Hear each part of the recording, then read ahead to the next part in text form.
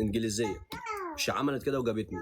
اول حاجه احنا المفروض نخلص الجواز رسمي والاجراءات وبتاع، كل ده كله خلص. تعال نخش في حوار التاشيره. طب انا عايز اعمل تاشيره اللي هي سبوس فيزا، اللي هي تاشيره لم شمل. تاشيره لم شمل، تمام. ايه هي شروط التاشيره ديت؟ بص بقى معايا، شروط صعبه مش سهله، اقسم بالله شروط صعبه. ولو في شرط واحد مش متوفر مش هعرف اجي هنا، تمام. اول حاجه كده بالصلاه على النبي، تمام، لازم يبقى السالاري بتاعها 29000 في السنه. يعني ايه السالاري بتاعها 29000؟ يعني المرتب السنوي بتاعها مش يقل عن 29000. طب في ناس هنا كحد ادنى مفيش حد بيعمل 29000. كحد ادنى 27 ونص 28 29 حد 29000 دي مفيش الا قليل، او كان بيبقى في اماكن كويسه، تمام. طيب ده اول حاجه كده. يعني الموضوع مش سهل ان حد يعمل في السنه 29000 يا اخواتي، مش سهل، اقسم بالله ما سهل، انا بكلمكم برجوله.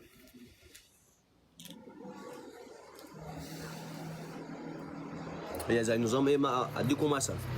زي نظام في مصر، انا جيت جاي بقول لك، او حد جاي بيقول لك انا عايزك توفر لي في السنه 500000 جنيه مثلا، بديك مثلا، او مليون جنيه. مفيش حد بيعملهم في مصر. انت لو عصرت نفسك شغل ليل ونهار مش هتعرف توفرهم في مصر، بس في ناس بتعملهم، صح ولا مش انا غلطان؟ هي نفس القصه كده، تمام.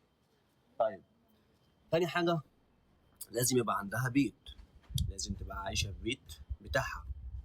طيب البيت ده يبقى اقل حاجه ان هي حتى لو يعني البيت ده متكافله بيا، انا حاجه مش هاجي اقعد في الشارع، فاهم؟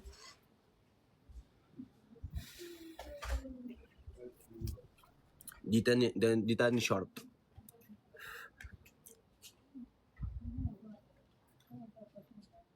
يا صاحبي قوانين كل بلد بتختلف، قوانين كل بلد. المرتبات ماشي ممكن يكون في بولندا بس الضرايب اعلى، فاهم؟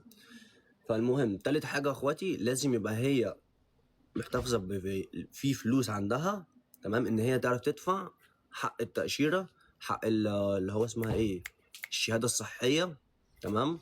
تدفع اللهم صل على حضره النبي، اللي هو تتكفل بيها لما اجي هنا. ما انا لما اول ما اجي هنا مش هلاقي شغل، طب هو لو جه مش لاقي شغل مش هيبقى عالة على الدوله، فاهم؟ انت متحمله كل التكاليف، فاهمني؟ ده من الشروط برضو. حبيبتي يا فرح، امين. امين.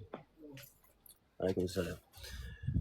تالت حاجه، طب انا دلوقتي، انت ما بكلمك مثلا، انا دلوقتي مراتي ما بتعملش 29000 في السنه، انا مراتي ما بتعملش. طب ايه المقابل؟ طب ايه مثلا؟ ما فيش طريقه تانية؟ في طريقه واحده بس.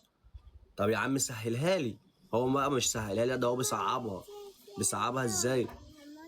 انت عشان مراتك ما بتعملش 29000 في السنه لازم يبقى مع المقابل بتاعها، لازم تبقى محتفظه في البنك ب 80000 باوند في السنة في البنك. طبعا ال 80000 باوند ما فيش حد بيحتفظ بيهم هنا، ما فيش الا بقى رجال الاعمال والناس اللي هي الغنيه دي. ما فيش، الناس هنا بتعيش اليوم بيومها، فاهم؟ اخويا ان اف، اخويا ان اف جدع، انت كده راجل فهمان، كده انت راجل فهمان. لازم يبقى معاه رصيد في البنك ما يقلش عن 80000. طيب اخواتي كده النقطتين دول اصعب من بعض، فلازم الشروط دي تبقى متوفره. طب هي لو بتاخد 29000 الا جنيه، استحاله ان انا اجي، استحاله ان الشرط يبقى بس شرط. نعم. فين ماما؟ اوكي كان يو جو انت ماما؟ شي ابستال. فالمهم ده من الشروط. طب يا اخواتي الشروط دي مش سهله. طب تعالى بقى، انت لما بتيجي تدفع، مين ابو كارما؟ احلى ابو كارما في الدنيا يابا، من قلب اراضي لندن هنا، بعتين لك المسا، دي بنتي يابا. فدي يا اخواتي الله يبارك لك. فدي يا اخواتي شروط، فلازم الشروط دي تبقى متوفره.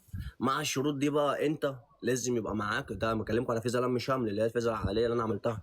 لازم يبقى معاك اختبار لغه، حاجه اسمها ايلتس. الايلتس ده اللي هو الاختبار اللغه ليفل 1، دي اقل حاجه، تمام. المغامر حبيب قلبي، ما تبعتش حاجه قلب اخوك، انت قد الدنيا، بس اشترك في القلب اللي فوق الاورنج ده.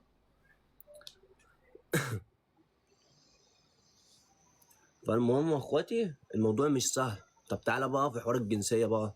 في حوار الجنسيه، انت لازم تبقى، عشان انت متجوز لازم تقعد 5 سنين في البلد. اخواتي انتوا قد الدنيا يا اخواتي، ما تبعتش اي حاجه مغامر، بس اشتركوا في القلب الاورنج يا اخواتي، اللي مش مشترك في القلب الاورنج يشترك فيه. احلى اخوات في الدنيا. حبيب ابو كرمه. فاخواتي هنا بقى في الحوار الجنسيه ده وحوار الباسبور، قلبي يا مغامر، هو اخويا المغامر زي ما هو يا عم. فانت اخواتي هنا بتيجي بقى في الجنسيه لازم تبقى بقى، المفروض هي بتاخدها بعد 5 سنين، 5 سنين بيعدوا عليك بتاخد حاجه اسمها الاقامه الدايمه. الاقامه الدايمه ده بعد ما بتاخد الاقامه الدايمه، احنا عشان متجوز، انا عشان متجوز تمام، هو في الاساس المفروض تقعد سنه بعد الاقامه الدايمه، بس انا في الاساس باخدها بسرعه، بقدم على الجنسيه بسرعه عشان انا متجوز، فاهمني؟ احلى ابو كرم بابا في الدنيا، اخويا يابا.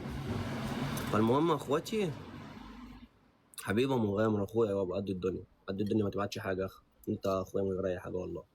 المهم اخواتي طبعا، طب ايه شروط الجنسيه؟ طبعا انت مش بتروح تقول لهم تمضي ابلكيشن، تقول لهم انا عايز اقدم على الجنسيه، تمضي ابلكيشن يقول لك الجنسيه هي لا، ده في اسئله، مش عارف، في اسئله كتيره داخلين لهم في 60 سؤال او اكتر من 60 سؤال، لازم ترد إنه على اقل حاجه التلتين يبقى صح. بيسالك بقى عن ايه يا احمد، احلى روسي في الدنيا كاك لا. فالمهم بيسالك عن ايه يا احمد، بيسالك بقى عن تاريخ البلد. طبعا بقى قبل ما بتروح، انا قدامي سنتين اهم، في السنتين دول ما ينفعش ان انا اطلع بره البلد كتير اكتر من 27 مره في خلال 3 سنين، تمام؟ اخر 3 سنين ليا ما ينفعش ان انا اطلع من بره البلد رحلات وخروجات اكتر من 27 مره. لو طلعت اكتر من 27 ده هيأثر معايا. ثانيا ما ينفعش ان انت تعمل مشاكل ولا اسمك يروح الكريمنال ده اللي هو يبقى عليك عندك قضيه او عملت مشكله او رحت البوليس او حصل ليك قضيه، الكلام ده كله طبعا انت ايه، ده برضو بيأثر عليك. ف فدي تاني حاجه. تالت حاجه ان انت بتذاكر، بتجيب كتاب او بتذاكر اونلاين، تمام؟ بتذاكر فيه اسئله كتير، الاسئله ده يمكن 120 سؤال بس بيجي لك منهم 60، فانت مش عارف ايه الاسئله، زي امتحانات اخر السنه كده، فاهمني؟ فانت بتذاكر ايه بقى، بتذاكر تاريخ البلد دي، تمام؟ ممكن يجي يسالك سؤال، ده اللي انا سمعته من ناس عملت الموضوع ده، ممكن يجي يسالك سؤال يقول لك ايه، يقول لك مثلا سنه 1750 كان مين اللي ماسك البلد دي، فاهمني؟ فانت لازم ترد، فانت لازم تقول مين، تبقى انت مذاكر فاهم، فاهمني؟ ده اللي انا افهمه، وناس قبلي عملوا الكلام ده. فطبعا الموضوع مش سهل انك تاخد الجنسيه برضه يا اخواتي، ده برضه مش سهل. الحمد لله يا اخواتي. خلي بالك من البنت، لا يا صاحبي دي مصريه، عيب عليك، عيب عليك، دي مصريه، دي بطلعها في الشارع هنا كل شارع عارفها. لا هيام، هيام كم هي، لا خلي بالك، هيام قد نفسها. ايرلندا كويسه يا صاحبي، بس بقى حوار السوداني اللي حصل ده، السودانيين وكده الدنيا مقلوبه هناك.